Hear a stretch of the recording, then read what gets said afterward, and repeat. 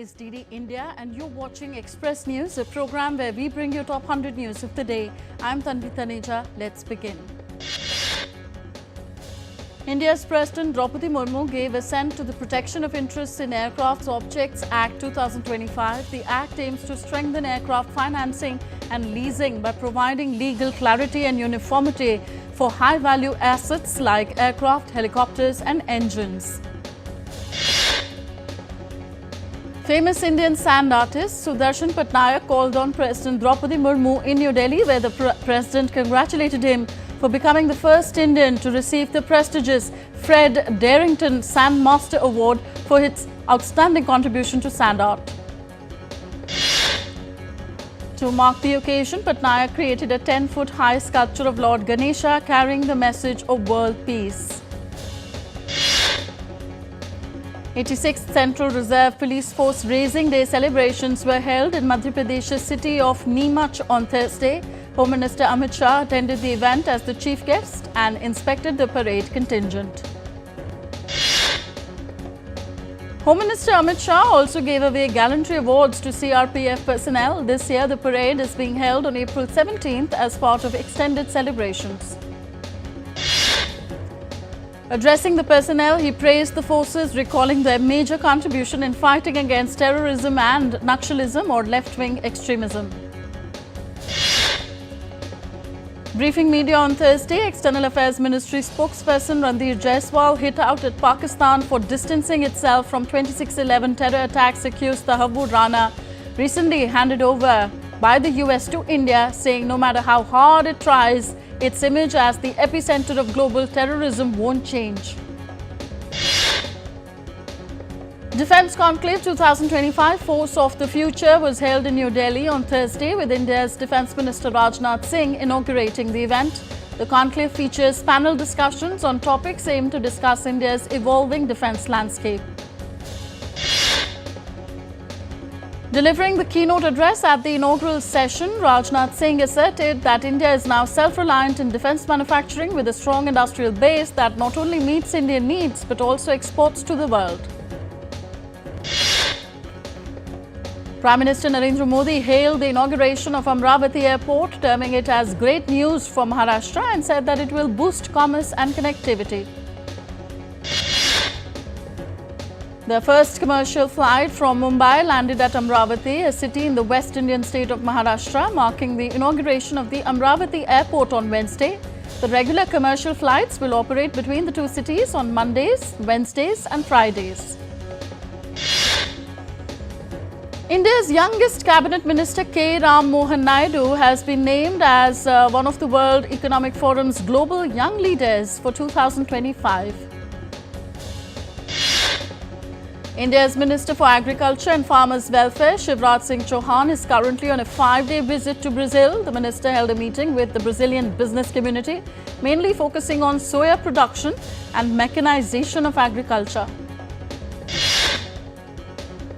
Finance Minister Nirmala Sitharaman was the chief guest at the 150th anniversary of the Bombay Stock Exchange, which is Asia's oldest stock exchange. In her address, Finance Minister Sitharaman lauded the BSE's technological advancements and its vital role in India's economic development. Niti Aayog CEO BVR Subramaniam attended a program organized at the Hindu College of Delhi University on Thursday. Addressing the program, he said that India will become the third largest economy in the world in the next 3 years, leaving behind Germany and Japan. In the wake of disasters, mental health often remains a silent casualty. To address this, the National Disaster Management Authority hosted a 2-day national workshop on post-disaster mental health. India reached a significant milestone in railway infrastructure on Wednesday with the successful breakthrough of tunnel number 8 in the Rishikesh-Karnaprayag railway project. As part of the ongoing supply of relief material and humanitarian aid to Myanmar under Operation Brahma, India sent further aid on April 15th, including components of 20 prefabricated offices weighing approximately 50 tons. These were dispatched by Indian Air Force C-17 aircraft. The US Navy and Indian forces took teamwork to the next level at Exercise Tiger Triumph 2025, utilizing cutting-edge technology for joint training and operational readiness. Tiger Triumph 2025 enhanced capabilities and fostered stronger bonds in US Indo-Pacific Command. India has signed the headquarters agreement with the International Big Cat Alliance, or IBCA, marking a major step in global wildlife conservation. The Government of India will provide 150 crores over 5 years for corpus creation, infrastructure and operations.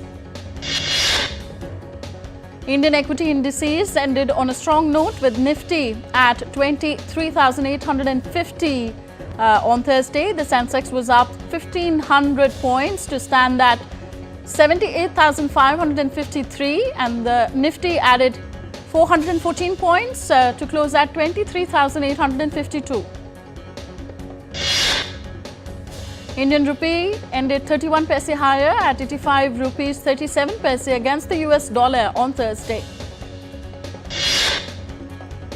Gold futures maturing on June 5th were priced at 95,276 rupees per 10 grams on the multi-commodity exchange.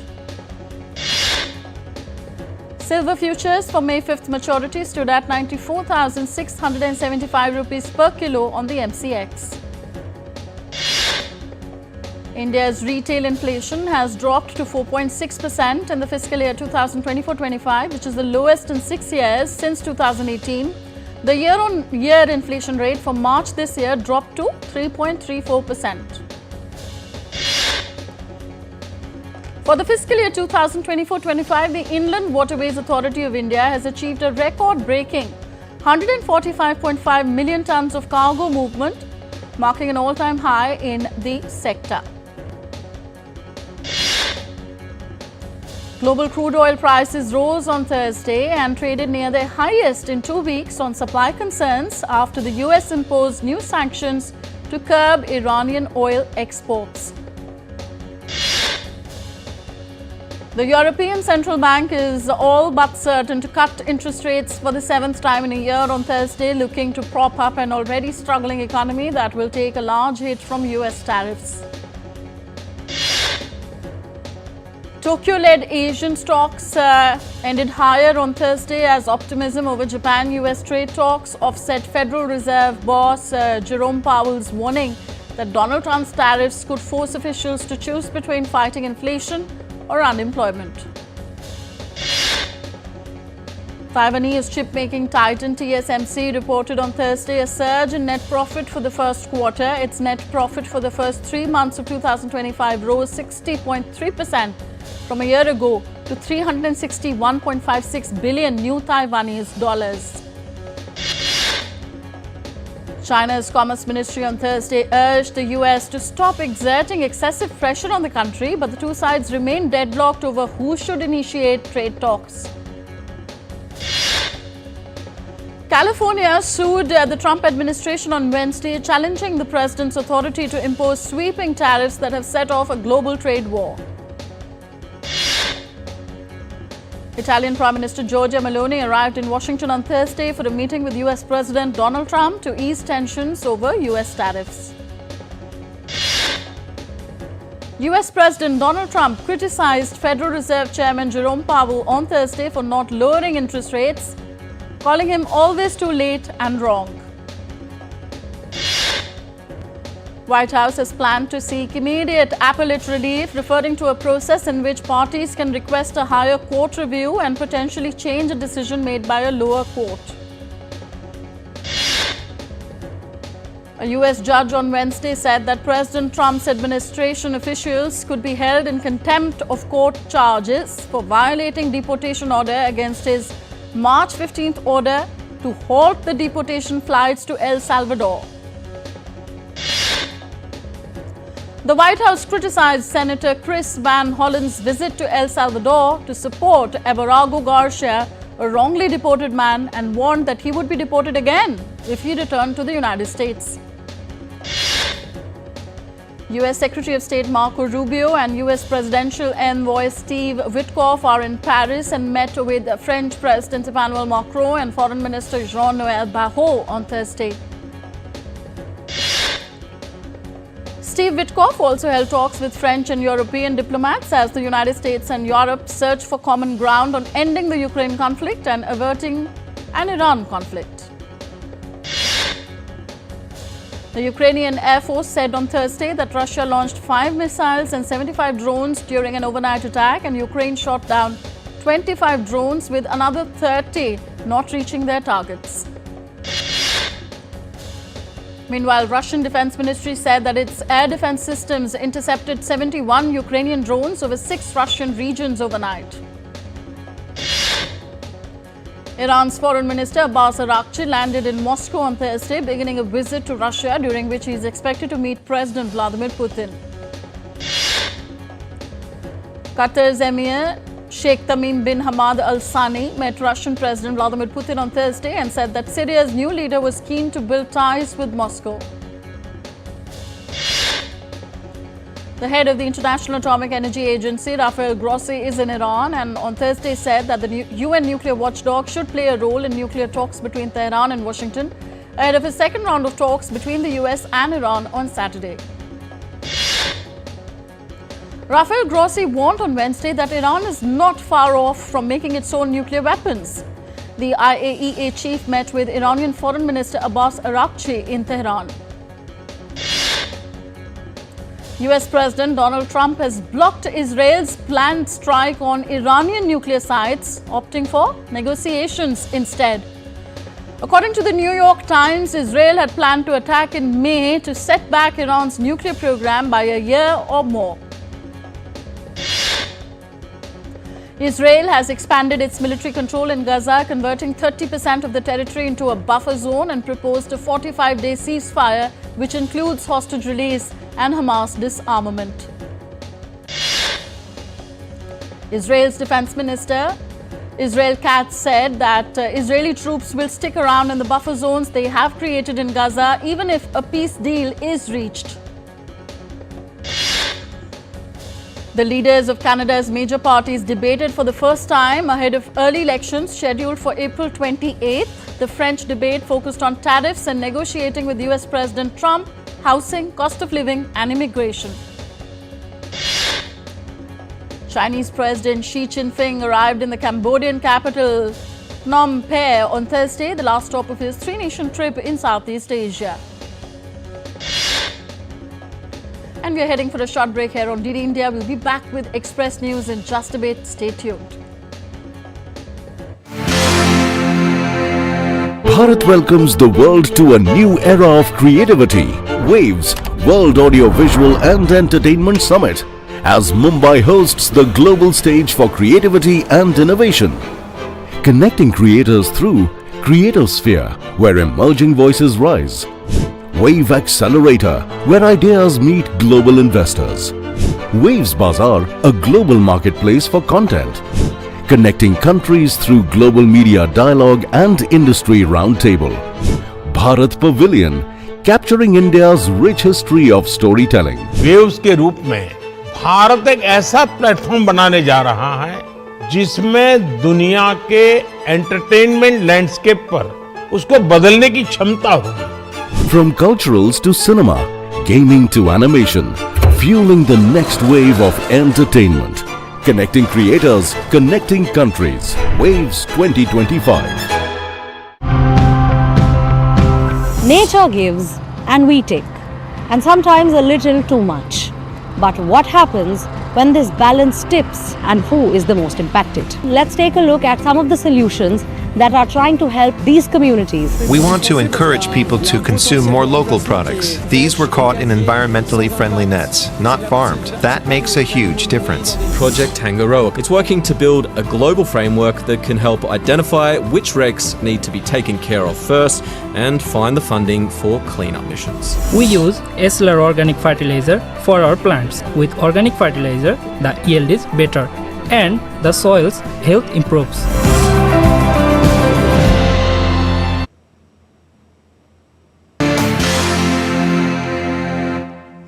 Welcome back. You're watching Express News on DD India. Let's resume. Fresh spell of snow blanketed Kurdistan's capital city of Erbil after a snowstorm hit Iraq's northern Kurdistan region. It comes as a sandstorm swept through central and southern Iraqi cities. Strong winds and rain wreaked havoc across parts of Jammu and Udhampur in India on Wednesday evening, leading to structural damage, uprooting trees, and disruptions caused in road connectivity and power supply.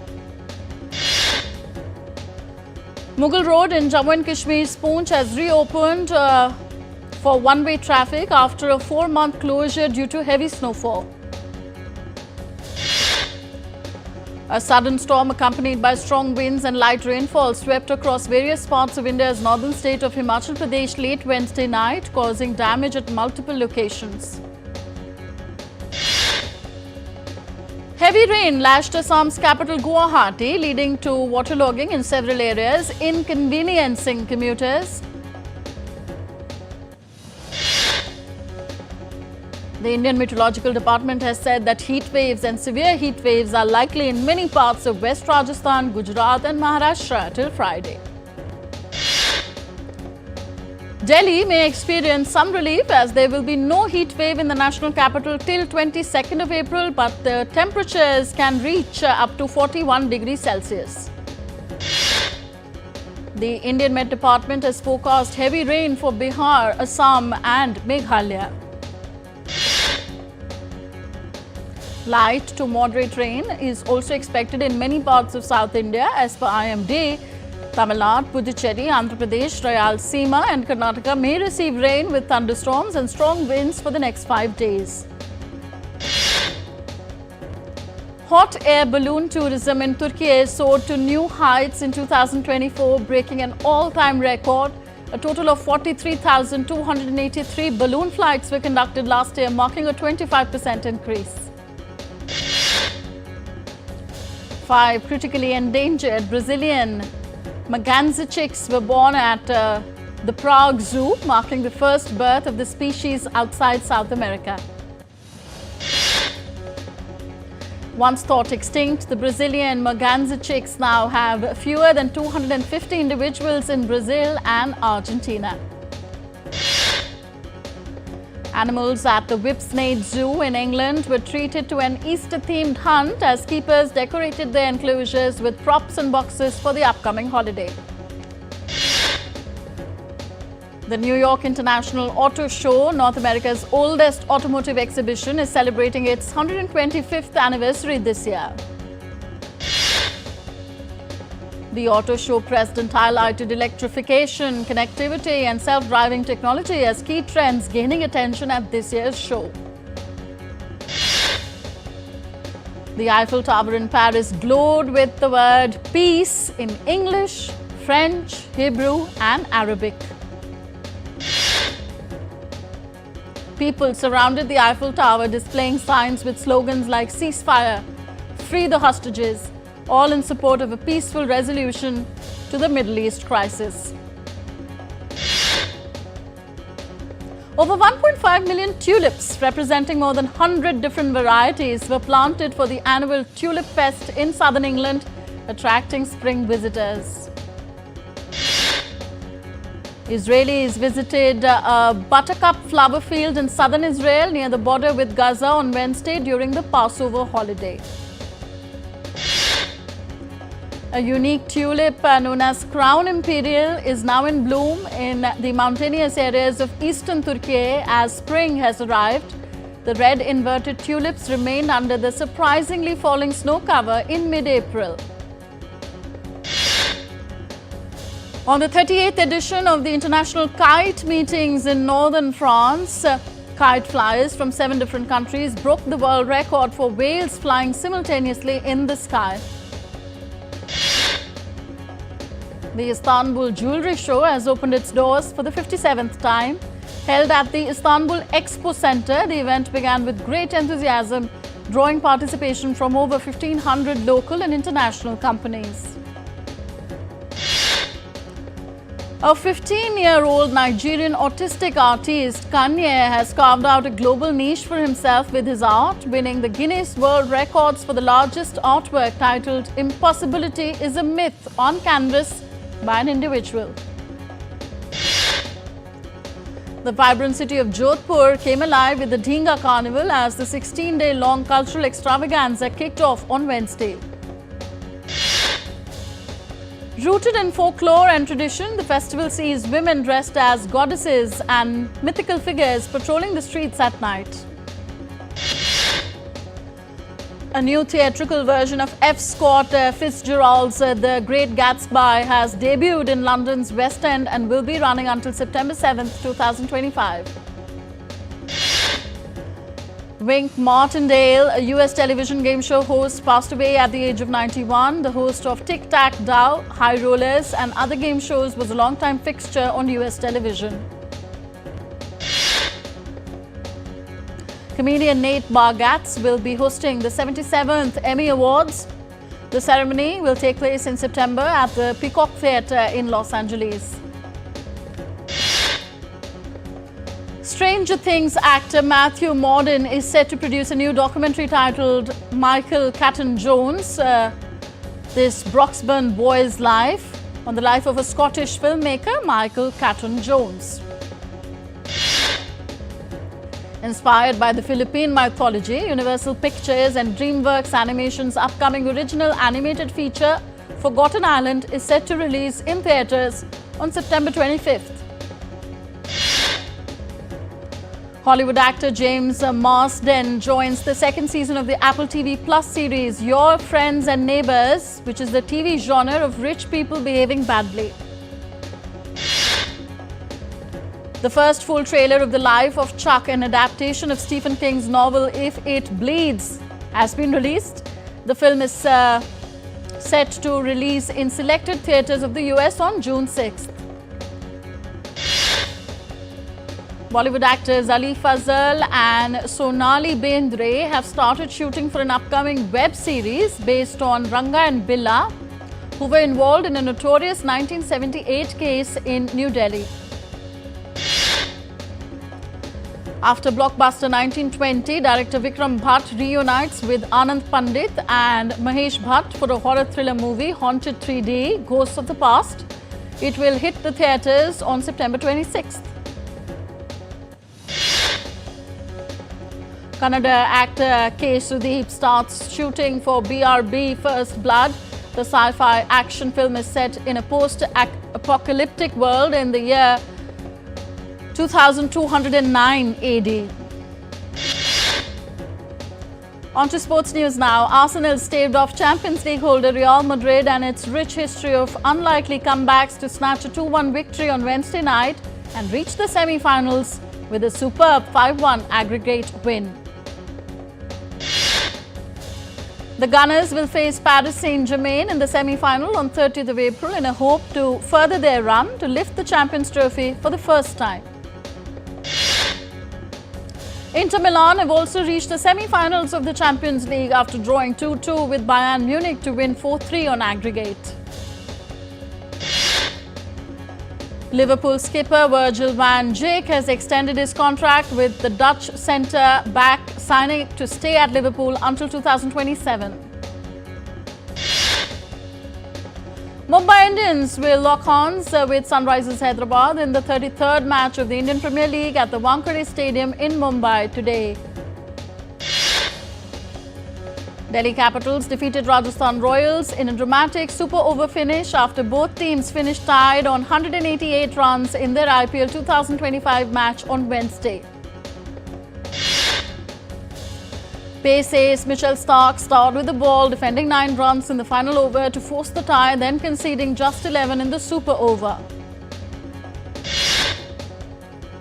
Delhi Capitals, led by Akshar Patel, have now climbed to the top of the table with 5 wins in 6 matches.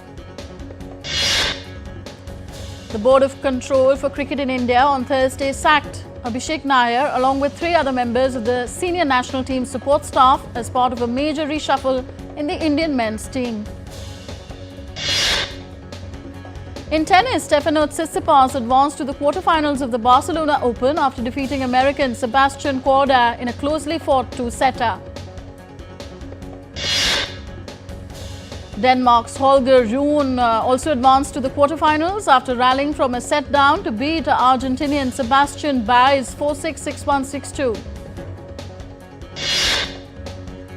Roland Garros organizers announced on Thursday that Spanish tennis legend Rafael Nadal is set to be honored on the opening day of this year's French Open. American great Serena Williams on Wednesday said that she would have been banned for 20 years and stripped of her Grand Slam titles had she failed drug tests like men's world number 1 Yannick Sinner did last year.